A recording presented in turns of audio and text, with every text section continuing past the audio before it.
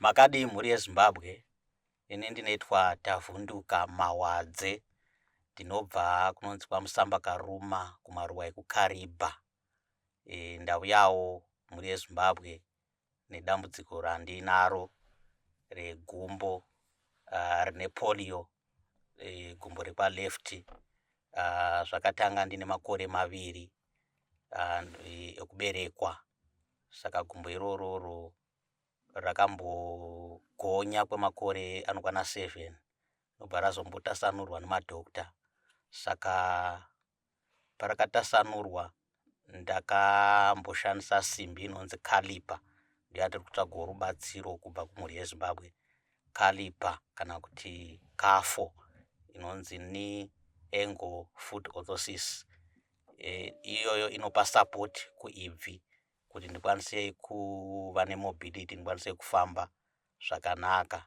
Saka ndoya ndiri kutsvagawo rubatsiro. Ine ndiri mufundisi ikoko, saka ndinofambawo ndichiparidza. Saka zvinobva zvandibatsirawo kuti ndikwanise kuparidzawo ivhangeri zviri nyore. Saka mhuri yeZimbabwe nokumbirawo mundibatsire kuwana simbi iyoyo. Inoita $1,515 kuLeonard Cheshire. Saka ndibatsirewo kuitira kuti ndikwanise kufamba zvakareruka. Ndinotenda.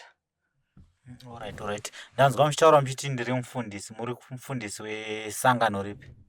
Wesangano rinonzi Revival Christian Center, ririko kumaruwa ikoko ekuKaribha. Alright. Kuno kwarina mabranches? Kuno kuHarare harina. Ringori neiko kuKaribha cheteko? Mamwe ari kuChinoi.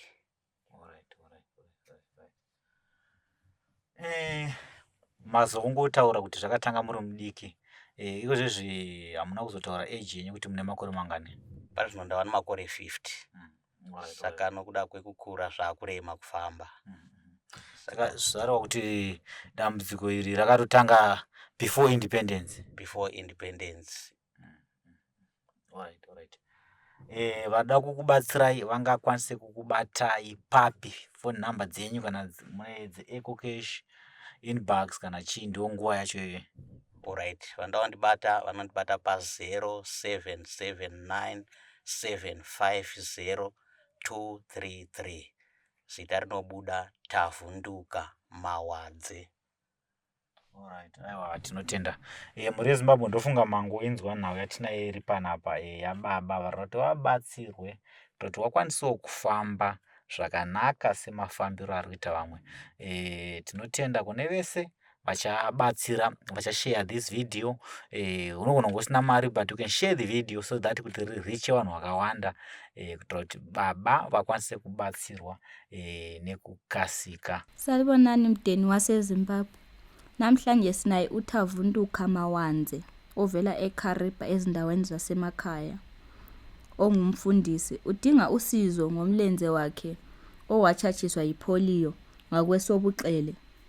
Udinga usizo ngensimbi yokumsekela ukuhamba nokumphinda amsize ngesikhathi nxa echumayela ilizwi likaNkulunkulu.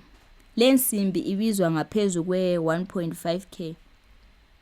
Inombolo yakhe uyikhulume kuvideo elifakiweyo.